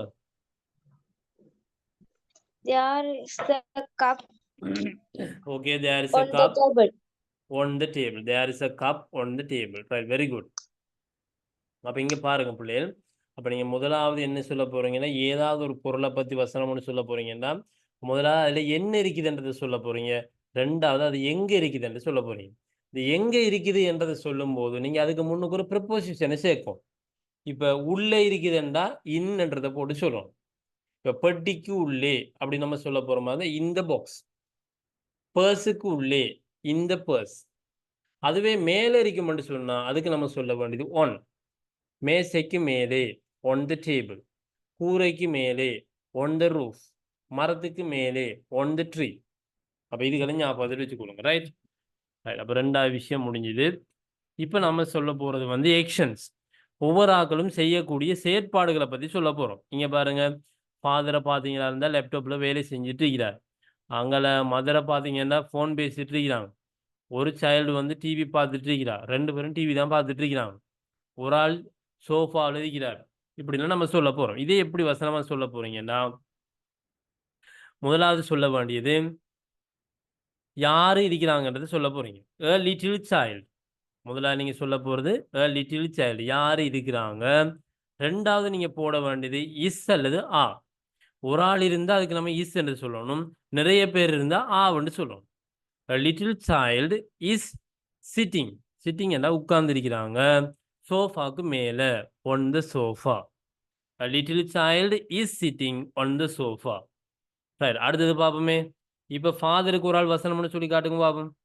Father வந்து லேப்டாப்ல வேலை செஞ்சுட்டு இருக்கிறார். எப்படி சொல்லுவீங்க? ஃபாதர் லேப்டாப்ல வேலை செஞ்சுட்டு இருக்கிறார். எப்படி சொல்லுவீங்க?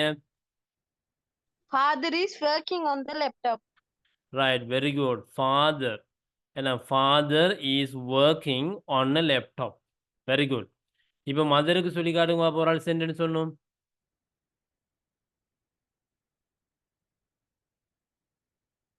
மதருக்கு ஒரு ஆள் ஒரு sentence. Mother is talking on the telephone. Right, mother is talking over the phone. அதுக்கு நம்ம சொல்ல வேண்டியது ஃபோனில் பேசிட்டு இருக்கிறாங்கன்னு சொல்றதுக்கு டாக்கிங் ஓவர் த ஃபோன் சொல்றது. ரைட். அப்புறம் இந்த விஷயத்தை கவனிச்சு கொள்ளுங்க. முதலாவது யாருன்றதை ஃபர்ஸ்ட்டுக்கு போடுங்க. ரெண்டாவது இஸ் அல்லது ஆ. மூன்றாவது ஒரு அவங்க செய்யக்கூடிய செயற்பாடை ஐஎன்ஜி போட்டு சொல்றது. ரைட். ஃபார் அன் எக்ஸாம்பிள் இப்படி சொல்லுவோமே, ஒரு பொடியன் ஒரு பாய் நியூஸ் பேப்பர் வாசிச்சுட்டு இருக்கிறாரு. இதை எப்படி வசனமா சொல்ற? The boy is reading the newspaper. A boy is reading a newspaper. A boy is reading a newspaper. Right. இப்படி நீங்க சொல்ல போறீங்க. Right, very good. அடுத்தது பார்த்துக்கொள்ளுங்க. தேர் இஸ் தேரா போட்டும் அந்த வசனம் சொல்லணும். There is a little child sitting on the table. அதெல்லாம் இருக்கட்டுமே. இவ்வளோ விஷயங்களை ஞாபகத்தில் வச்சுக்கொள்ளுங்க. அப்போ ஒரு பிக்சர் ஒன்று தந்தா நீங்க என்ன செய்யணும்னா இப்படியான விஷயங்களை பத்தி நீங்க எழுதணும். இப்போ நான் உங்களுக்கு டிஸ்பிளேல ஒரு பிக்சர் ஒன்று போட போறேன். அந்த பிக்சருக்கு நம்ம படித்த விஷயத்தை வச்சு உங்களுக்கு ஆன்சர் சொல்லக்கூடிய மாதிரி இருக்குதா என்றதை பார்த்துக்கொள்ளுங்க. இது வந்து கிரேட் 9 இருக்கக்கூடிய பிக்சர் தான் இப்போ நான் போட போறேன். நீங்க ஆல்ரெடி ஸ்கூல்ல எழுதியிருப்பீங்க.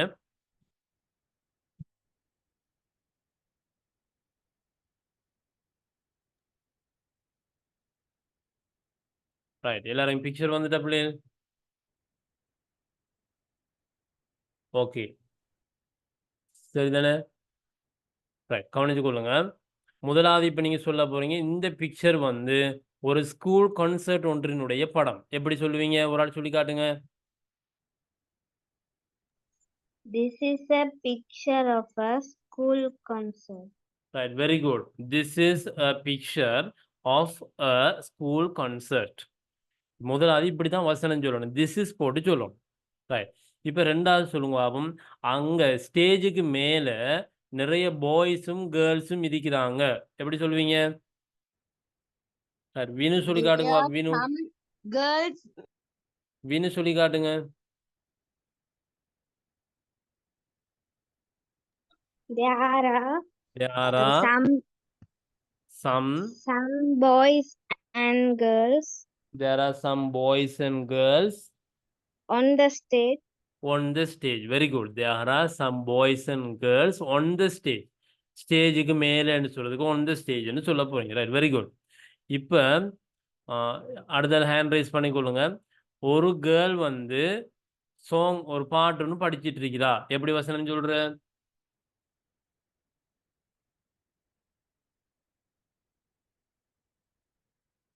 யாராவது? ஓகே, தனுஷியா சொல்லி காட்டுங்க. The girl is singing the songs on the Right. stage. A girl is singing a song. A girl is singing a song. இப்படி நீங்க சொல்ல போறீங்க. Right, very good. அடுத்தது பார்ப்போம். அடுத்த சொல்லுங்க.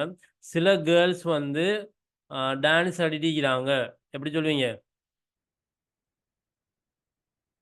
Some girls are dancing on the stage. Right, some girls are dancing on the stage. ஸ்டேஜுக்கு மேல டான்ஸ் ஆடிட்டு இருக்கிறாங்க. Very good. அதே மாதிரி ஒரு பாய் வந்து பியானோவை ப்ளே பண்ணிட்டு இருக்கிறாரு. எப்படி சொல்லுவீங்க? The boy is playing Playing piano. the piano. The pianoன்னு சொல்லுங்க. A boy is playing the piano. அதே மாதிரி ஒரு பாய் வந்து கிட்டார் வாசிச்சிட்டு இருக்கிறாரு. எப்படி சொல்லுவீங்க? A boy is playing the guitar. the guitar. Right, very good. இப்படி நீங்க சென்டென்சஸ் சொல்றதுக்கு ரெடி ஆகிக்கொள்ளுங்க.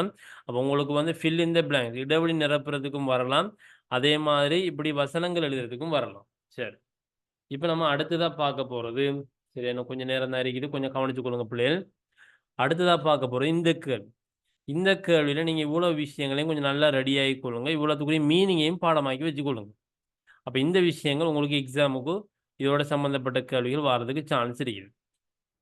சரிதானே? ரைட். முதலாவது வேர்டை பார்த்துக்கொள்ளுங்க. இதெல்லாம் வந்து சூப்பர் மார்க்கெட் ஒன்றில் இருக்கக்கூடிய ஒவ்வொரு செக்ஷனுக்கு வச்சிருக்கக்கூடிய பெயர்கள், நேம்ஸ். ரைட். முதலாவது வந்து கன்ஃபெக்ஷனரி செக்ஷன். கன்ஃபெக்ஷனரி. கன்ஃபெக்ஷனரின்னா என்னன்னு சொல்லி யாருக்காவது ஸ்கூல்ல படிச்சிருப்பீங்களே? ரைட், ஞாபகத்தில் வச்சுக்கொள்ளுங்க பிள்ளைகள். கன்ஃபெக்ஷனரின்னு சொல்றது வந்து இனிப்பு பண்டங்கள். இப்போ இனிப்பு ஸ்வீட் ஐட்டம்ஸ்லாம் இருக்கக்கூடிய இடத்துக்கு நம்ம சொல்றது கன்ஃபெக்ஷனரி, இனிப்பு பண்டங்கள். இனிப்பு பண்டங்களை வச்சிருக்கக்கூடிய இடத்துக்கு தான் அது சொல்றது. ரைட். அடுத்தது ப்ரொடியூஸ் செக்ஷன். ப்ரொடியூஸ்ன்னு சொல்றது வந்து உற்பத்தி செய்யுது. அப்போ இதுக்குள்ள வர போறது வந்து பழங்கள் வரும், மரக்கறிகள் வரும்.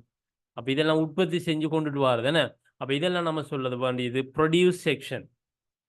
அடுத்தது வந்து டைரி ப்ராடக்ட்ஸ். டைரி ப்ராடக்ட்ஸ்ன்னு சொல்றது வந்து பண்ணை உற்பத்திகள், பால்மா உற்பத்திகள். இதுக்கெல்லாம் நம்ம சொல்றது பண்ணை உற்பத்திகள் அல்லது பால்மா உற்பத்திகள். அந்த பாலுக்கெல்லாம் நம்ம சொல்றது பால், முட்டை, இதெல்லாம் இதுக்குள்ள வரும். மில்க், எக், இந்த விஷயங்கள்லாம் டைரி ப்ராடக்ட்ஸுக்குள்ள வரும். அடுத்தது கண்டிமெண்ட்ஸ். கண்டிமெண்ட்ஸ்ன்னு சொல்றது வந்து என்னன்னா மசாலா தூள் வகைகள். சரிதானே? இப்போ சில்லி பவுடர், அதே மாதிரி வேற என்னது மசாலா தூள் வகைகள் இருக்குது? சில்லி பவுடர், அடுத்தது வேற என்ன பவுடர்ஸ் இருக்குது? யாருக்கா ஞாபகப்படுத்தி?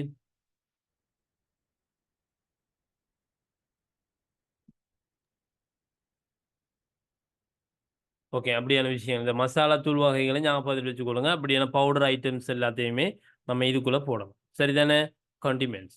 ஹவுஸ் ஹோல்ட் ஐட்டம்ஸ்ன்னு சொல்றது வந்து என்னன்னா வீட்டுக்கு நாம யூஸ் பண்ணக்கூடிய பொருட்கள். வீட்டுக்கு யூஸ் பண்ணக்கூடிய பொருட்கள் இதுக்குள்ள வர போறது இந்த சோப், டிட்டர்ஜென்ட், இப்படியான பொருட்கள் வரும். அடுத்தது ஸ்டேஷனரின்னு சொல்றது நாம அதாவது லேர்னிங், படிக்கிறதுக்காக வேண்டி நாம யூஸ் பண்ணக்கூடிய பொருட்கள். புக்ஸ் வரும், அதேமாதிரி எக்ஸசைஸ் புக்ஸ் வரும், பென் வரும், பென்சில் வரும், இந்த விஷயங்கள். அடுத்தது பேக்கரி, எல்லாருக்குமே நல்லா தெரிஞ்ச விஷயம். ஓகே, அப்போ சொல்லி காட்டுங்க பிள்ளைகள். இங்கே மில்க்ன்றது வந்து எதுக்கு வர வேண்டிய சொல்? Dairy products. Diary products. இப்போ இது வந்து என்னன்னா டைரி ப்ராடக்ட்ஸ்ன்னு சொல்றது வந்து பால்மா உற்பத்திகள். சில்லி பவுடர் எங்க வரக்கூடியது? கண்டிமெண்ட்ஸ். ஓகே. ஃப்ரூட்ஸ் அண்ட் வெஜிடபிள்ஸ் எங்க வர வேண்டியது? Produce section. ஓகே.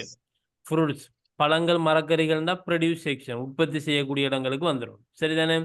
ரைட். அதே மாதிரி சொல்லி காட்டுங்க. Whole grain bread. Bakery. பிரெட்ன்னு வந்தா அது ஆட்டோமேட்டிக்கா பேக்கரிக்கு வந்துடும். Soap and detergent. Household items. Household items. items. Exercise books. Stationery. Stationery. Chocolates. Confectionery. Right. இப்போ சொல்லி காட்டுங்க பிள்ளைகள். கன்ஃபெக்ஷனரி செக்ஷன் என்ன? இனிப்பு பண்டம். இனிப்பு பண்டங்கள். ப்ரொடியூஸ் செக்ஷன் என்ன? தயாரிப்பு பொருட்கள், உற்பத்தி பொருட்கள் என்ன இதுக்குள்ள பழங்கள் மரக்கறிகள் வரும். டைரி ப்ரொடக்ஷன் என்னது? பண்ணை உற்பத்தி. பால் உற்பத்திகள். பால் உற்பத்திகள் அல்லது பண்ணை உற்பத்திகள். இதுகளுக்கு பண்ணை உற்பத்திகள் அல்லது பால் உற்பத்திகள் இப்படி சொல்லுங்க. பண்ணை உற்பத்திகள். ரைட். கண்டிமெண்ட்ஸ் என்னது? மசாலா மசாலா தூள் வகைகள். ஓகே. ஹவுஸ் ஹோல்ட் ஐட்டம்ஸ் என்னது? House hold items. வீட்டுக்கு ரைட். ஓகே. ஸ்டேஷனரி என்ன? ஸ்டேஷனரி படிக்கிறதுக்கு சம்பந்தம். ரைட். படிக்கிறதோட சம்பந்தப்பட்ட பொருட்கள். பேக்கரி என்ன? வெதுப்பகம். பேக்கரின்னு சொல்றது வந்து வெதுப்பகம். அதாவது பேக்கரி எல்லாருக்கும் நார்மலா தெரிஞ்ச சொல் தானே. ஓகே. அந்த விஷயம் வரப்போகுது. அப்ப நீங்க அதுகளையும் கொஞ்சம் ரைட் அந்த விஷயங்களையும் கொஞ்சம் நல்லா ரெடி ஆகி கொடுங்க பிள்ளைகள். சரிதானே? ஓகே. அது சரி. இப்போ அடுத்ததா நீங்க பார்க்க வேண்டியது வந்து கொமா யூஸ் பண்றது. கொமா சரி, எல்லாத்தையும் எக்ஸ்பிளைன் பண்றதுக்கு டைமும் போதாம இருக்குது. நம்ம 9:30 வரைக்கும் தான் அந்த லிமிட் போட்டிருக்குது. சரிதானே? இருக்கிற விஷயங்களை கொஞ்சம் ஞாபகப்படுத்துட்டு நீங்க பேப்பரையும் செஞ்சு பாருங்க. அடுத்த கிளாஸ்ல உங்களுக்கு மற்ற விஷயங்களை எக்ஸ்பிளைன் பண்ணுவோம். ரைட். இங்க பாருங்க பிள்ளைகள். சரியா? கொமா வந்து யூஸ் பண்றது. உங்களுக்கு ஒரு சென்டென்ஸ்ல எந்தெந்த இடத்துல கொமா யூஸ் பண்றேன்னு சொல்லி நீங்க ஸ்கூல்ஸ்ல படிச்சிருப்பீங்க. அது சம்பந்தமா உங்களோட புக்ல போட்டிருக்கிறாங்க. அது ஒவ்வொன்றையும் நான் சொல்றேன், ஞாபகத்தில் வச்சுக்கொள்ளுங்க. இது நம்ம டீட்டெயிலா படிக்க வேண்டிய ஒரு விஷயம். இருந்தாலும் உங்களோட எக்ஸாமுக்கு சும்மா லைட்டா ஞாபகப்படுத்தி வரும், கொஞ்சம் பார்த்துக்கொள்ளுங்க. ரைட். முதலாவது, to separate items in a list. உங்களுக்கு ஒரு லிஸ்ட் ஒன்று தந்தாங்கன்னா அந்த லிஸ்ட்ல இருக்கக்கூடிய ஒவ்வொரு பொருட்களையும் நம்ம என்ன செய்ய பிரிச்சு காட்டுறதுக்காக நம்ம கொமா யூஸ் பண்ண வேண்டி வரும். நம்ம ஒவ்வொரு பொருட்களையும் பிரிச்சு காட்டுறதுக்காக கொமா என்றதை யூஸ் பண்ண வேண்டி வரும். ரைட். கொஞ்சம் வெயிட் பண்ணுங்க.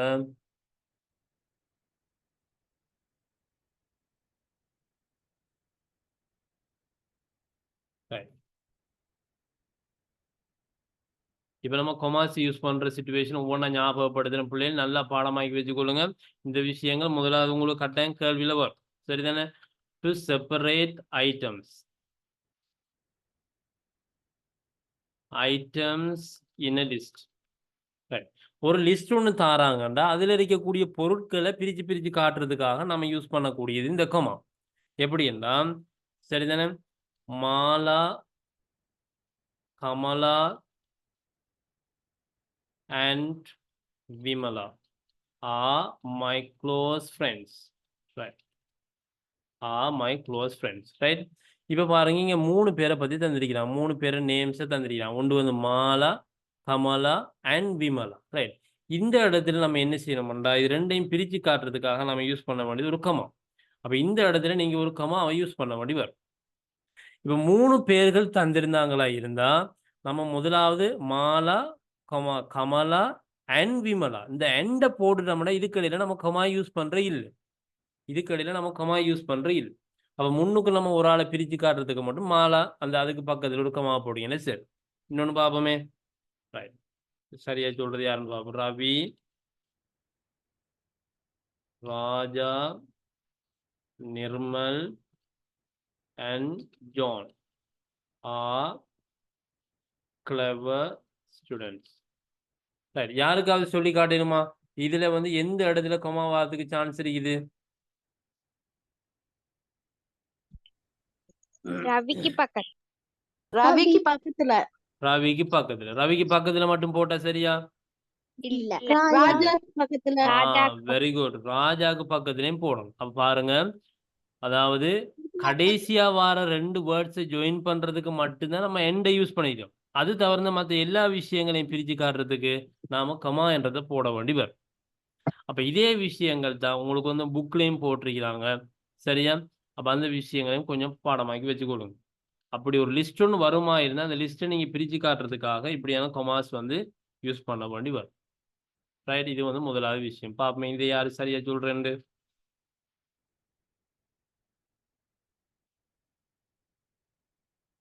Right. We have a cat, a dog and a parrot. இதுல எந்த இடத்துல கமா போடுவீங்க? கேட்டுக்கு பக்கத்துல. ரைட். கேட்டுக்கு பக்கத்துல ஒரு கமா. வேற? டாகுக்கு பக்கத்துல ஒரு கமா. அடுத்து பெரட்டுக்கு பக்கத்துல ஒரு கமா. இப்படியா போட சொன்னேன்? சார் அண்ட் வந்தா போட இல்ல சார். Right. இப்படி நம்ம எடுத்த இடத்துல எல்லாம் கொண்டு போய் கமா போடப்படாது. இப்ப அதைத்தான் சொல்லி தந்து பின்னுக்கு அண்ட் வந்துட்டேன்னா இதுக்குள்ள நம்ம கமா யூஸ் பண்ணவே படாது. நம்ம யூஸ் பண்ணவே கூடாது இந்த விஷயத்துக்குள்ள. இதுக்கு முன்னுக்கு வார ஒரு விஷயத்தை பிரிச்சு காட்டுறதுக்கு மட்டும்தான் கமா யூஸ் பண்றது. இப்ப இதுல இன்றைக்கு ஒரு ஆள் வந்து நான் நினைக்கிறேன் ஒரு வசனம் ஒன்று தந்தா ஒரு இடத்துல ஒரு கமா தான் வருமாட்டா. இப்ப போட்டு லைனை பார்த்தா எப்படியும் ஒரு 7-8 கமாவை போட்டு வச்சிருப்பாரு போல. நல்லா ஸ்டாப் பண்ண நம்ம we have a cat அந்த சொல்லுக்கும் பக்கத்துல மட்டும்தான் நம்ம கமா போட வேண்டி வரும். இங்க அண்ட் வந்துட்டேன்னா இதுக்கு இடையில நம்ம கமா போடுறதே இல்லை. அந்த விஷயம் ஓகே. இன்னொரு கொஸ்டின் ஒன்று கொடுத்து பாப்போமே யார் சரியா செய்யறேன்னு.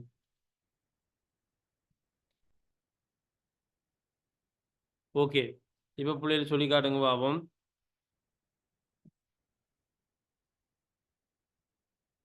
Right. My mother is beautiful, clever, kind and intelligent. Okay எந்த இடத்துல கமா வரும்னு சொல்லுங்க அவங்க கெஸ் பண்ணி. கிளவருக்கு பக்கத்துல. ரைட் கிளவருக்கு பக்கத்துல ஒரு கமா. பக்கத்துல. பியூட்டிஃபுல்லுக்கு பக்கத்துல ஒரு கமா. வேற அவ்வளவுதான். ரைட் இந்த இடத்துக்குள்ள மட்டும்தான் கமா வரும். ரைட் அப்போ ஒரு ஐட்டம்ஸ் ஒரு லிஸ்ட்ல இருக்கக்கூடிய அந்த பொருட்களை நம்ம பிரிச்சு காட்டுறதுக்கு நம்ம கமாவை யூஸ் பண்ணணும். அப்போ ஒரு இடத்துல 4 விஷயங்கள் வருதுன்னா நீங்க முன்னுக்கு இருக்கிற 2 விஷயத்தையும் பிரிச்சு காட்டிட்டு இந்த எண்டு கடையில நம்ம கமா போடுற இல்லை. அதை மட்டும் மைண்ட்ல வச்சுக்கணும். இது முதலாவது விஷயம். ரெண்டாவது விஷயம் என்னன்னா ஆஃப்டர் இன்டர்ஜெக்ஷன். ஆஃப்டர் இன்டர்ஜெக்ஷன் அதை ஞாபகத்தில் வச்சுக்கொள்ளுங்க. கொஞ்சம் வெயிட் பண்ணுங்க.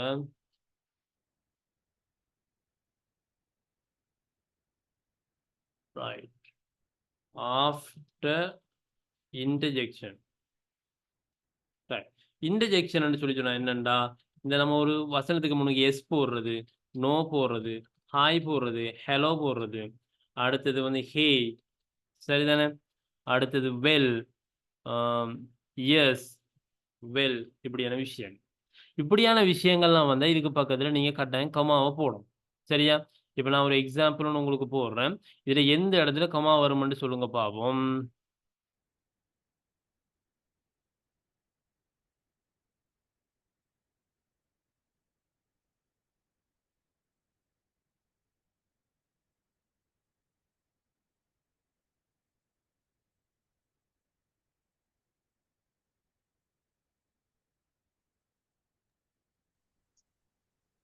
ஓகே சொல்லுங்க பாப்போம். ஹலோ ஹலோக்கு பக்கத்துல. Hello how are you. இதில் எந்த இடத்துல கமா வரும்? ஹலோக்கு பக்கத்துல. ஹலோ. ரைட் ஹலோக்கு பக்கத்தில் நீங்கள் ஒரு கமா போட வேண்டி வரும். இங்கே எஸ் ஐ டூ எதுக்கு பக்கத்துல? எஸ்க்கு பக்கத்துல ஒரு கமா போடுவீங்க. அடுத்து நோ ஐ டோன்ட்.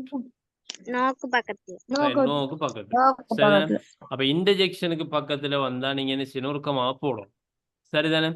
இப்ப நம்ம புக்குக்கு வருவோம். ஏன்னா எல்லா விஷயங்களையும் நம்ம டைப் பண்றதை புக்குக்கு வந்தோம்னா ஈஸி. ரைட் இங்க பாருங்க பிள்ளைகள். அடுத்தது டெக் கொஸ்டின் சொல்லுது. டெக் கொஸ்டின் என்னன்னா ஒரு விஷயத்தை சொல்லிட்டு அதுக்கு பக்கத்துல இப்படியான ஒரு கேள்வின்னு கேட்குறது. இப்படியான ஒரு கேள்வி. எப்படி கேள்வி? And you, isn't it, wasn't it இப்படி நம்ம சொல்றோம்.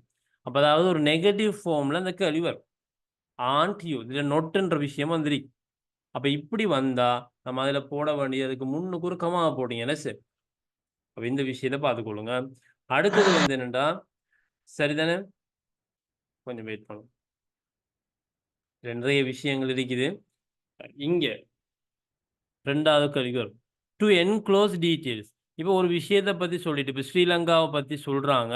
ஸ்ரீலங்கா இஸ் மை மதர்லேண்ட் இப்படிதான் ஒரு வசனம் சொல்ல வந்திருக்கிறார்.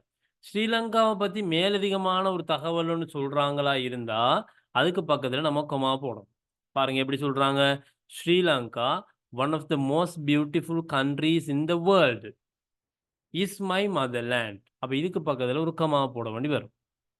சரிதானே? நான் இன்னொரு எக்ஸாம்பிள் ஒன்று எழுதுறேன் பார்த்துக்கொள்ளுங்க. நீங்க பாப்போமே யாரு சரியா கெஸ் பண்றேன்னு.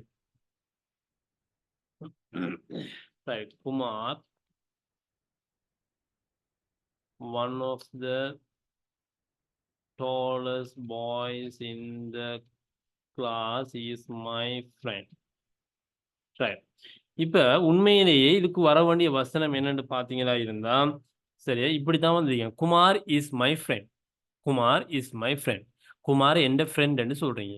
இப்ப குமார் யாருன்னு சொல்லி எக்ஸ்ட்ராவா ஒரு வசனம் ஒன்று சொல்ல வேண்டி வந்தா அதை நம்ம போடுறதுக்காக யூஸ் பண்றது அந்த என்க்ளோஸ் டீட்டெயில்ஸ். குமார் என்றவர் யாரு? அப்ப Kumar one of the tallest boys இந்த கிளாஸ். இந்த கிளாஸ்ல இருக்கிறதுலேயே நல்ல டோலான ஒரு உயரமான பொடியன் யாரோ அவர் வந்து எந்த ஃப்ரெண்ட். அப்ப இதுல வந்து குமாருக்கு பக்கத்துல நீங்க என்ன செய்யணும்? ஒரு கமா போட வேண்டி வரும். இந்த அறிக்கிற இந்த இன்ஃபர்மேஷன் அப்படியே முடியுது பாருங்க, இங்க இந்த இடத்துல ஒரு கமா போடும். அப்ப மெயினான விஷயம் என்னன்னு பாத்தீங்கன்னா இருந்தா குமார் இஸ் மை ஃப்ரெண்ட். இதை பிரிச்சு காட்டுறதுக்காக ஒரு மேலதிகமான ஒரு தகவலை சேர்த்திருக்கிறாங்க. One of the tallest boys in the class. அப்ப இது ரெண்டையுமே பிரிச்சு காட்டுறதுக்கு நம்ம இந்த இடத்துல ஒரு கமா போடணும், இது முடிகிற இடத்துலயும் ஒரு கமா போடணும். நல்லா பார்த்துக்கொள்ளுங்க. ரைட். இப்போ நான் வந்து ஒரு கொஸ்டின் ஒன்று போடுறேன், யார் ஆன்சர் சரியா கண்டுபிடிக்கிறேன்னு பார்ப்போம். சரியா கெஸ் பண்றது யாருன்னு பார்ப்போம். ஓகே, நான் இங்க ஒரு சென்டென்ஸ் ஒன்று போட்டிருக்கிறேன் பாருங்க பிள்ளைகள். Mister Perera my next door neighbour is a nice gentleman. Right. எந்த இடத்துல கமா வர்றதுக்கு சான்ஸ்? Very good. பெரேராக்கு பக்கத்துல ஒரு கமா. இன்னொரு இடத்துல வரும் நெய்பருக்கு பக்கத்துலயும் ஒரு கமா. அப்ப இந்த விஷயங்களையும் ஞாபகத்தில் வச்சுக்கொள்ளுங்க. சரிதானே? அப்ப இவ்வளவு விஷயங்களும் உங்களுக்கு கமாவோட சம்பந்தப்பட்ட விஷயங்கள். இந்த கமாவோட சம்பந்தப்பட்ட விஷயங்கள் ஸ்கூல்ல படிச்சிருக்கீங்களா? இல்ல. படிக்கல. ஆனா உங்களுக்கு ஃபர்ஸ்ட் டைம் எக்ஸாமுக்கு கமாவோட சம்பந்தப்பட்ட விஷயங்கள் வரும். ஸ்கூல்ல டீச்சர் எடுத்தாங்கன்னா டீச்சர் படிச்சதுக்குள்ள இருந்து மட்டும் கேள்வி எடுத்து தருவாங்க. வெளியில இருந்து நீங்க எடுக்கிறீங்கன்னா அதுக்குள்ள இருந்து உங்களுக்கு இப்படியான கொஸ்டின்ஸ் எல்லாம் வரும். இதை கொஞ்சம் நல்லா ரெடி ஆகி கொள்ளும். சரியா பிள்ளைகள்? அப்ப இன்றைக்கு படிச்ச விஷயங்கள்லாம் கொஞ்சம் ஓரளவு விளங்குனிச்சா உங்களுக்கு? ஈஸியா விளங்கி கொள்ளக்கூடிய மாதிரி இருந்துச்சா? அப்ப என்னென்றால் நம்ம இதுல வந்து அடுத்த விஷயங்களை அடுத்தடுத்த கிளாஸஸ்ல கொஞ்சம் நம்ம கொண்டு போவோம். அப்ப என்னடா ஒவ்வொரு இப்போ இதெல்லாம் வந்து ஒரு நாள்லயே படிச்சு முடிக்கிற விஷயமே இல்லை. ஃபர்ஸ்ட் டேர்ம்ல 3 யூனிட் இருக்குன்னா அந்த 3 யூனிட்டுமே நம்ம ஒவ்வொரு நாளும் படிச்சுட்டு கொண்டுட்டு போயிட்டு நம்ம அந்த யூனிட் எல்லாத்தையுமே நல்லா கிளியரா படிச்செடுக்கணும். அப்பதான் நமக்கு கேள்வியில வந்து ஃபுல் மார்க்ஸும் எடுக்கக்கூடிய மாதிரி. இப்போ நான் ஓரளவுக்கு விஷயங்களை சொல்லியிருக்கிறேன். அந்த விஷயங்களை வச்சு நான் அனுப்புற பேப்பரை கொஞ்சம் செஞ்சு பாருங்க. அப்போ அதில் உங்களுக்கு டவுட்ஸ் அப்படி இப்படி இருந்தால் நம்ம அடுத்தடுத்த கிளாஸஸில் இதை கொஞ்சம் கொண்டு போவோம். அதே மாதிரி இந்த பர்சனல் கிளாஸஸ் வந்து May 15 2 நாளில் உங்களுக்கு ஸ்டார்ட் ஆகும். அப்போ அதில் விரும்புகிறாக்கள் நீங்கள் ஜாயின் பண்ணி கொள்ளலாம். சரியா? ஏன்னா ஒவ்வொரு கேள்வியும் நம்ம ஆரம்பத்திலேருந்து அடிப்படையிலேருந்து அழகாக படித்து எடுத்தால் தான் நமக்கு மார்க்ஸுகளை கூட எடுத்துக்கொள்ளக்கூடிய மாதிரி. அப்போ அப்படி செஞ்சு கொள்ளுவோமா பிள்ளை? ரைட். ஓகே. அப்போ thank you very much for your patience. இன்றைய கிளாஸ் உங்க எல்லாருக்கும் நல்லா திருப்திகரமாக இருக்குதா? அப்போ மற்ற விஷயங்களை நம்ம அடுத்தடுத்த கிளாஸஸ்ல நான் அப்டேட்ஸை போடுறேன். விரும்புகிறார்கள் பர்சனல் கிளாஸஸ்லையும் ஜாயின் பண்ணிக்கொள்ளும். சரியா? சரி. ஓகே, முடிச்சு கொள்வோம். Thank you all. Thank you, sir. Thank you, sir. Thank you. Bye. See you. Goodbye, sir.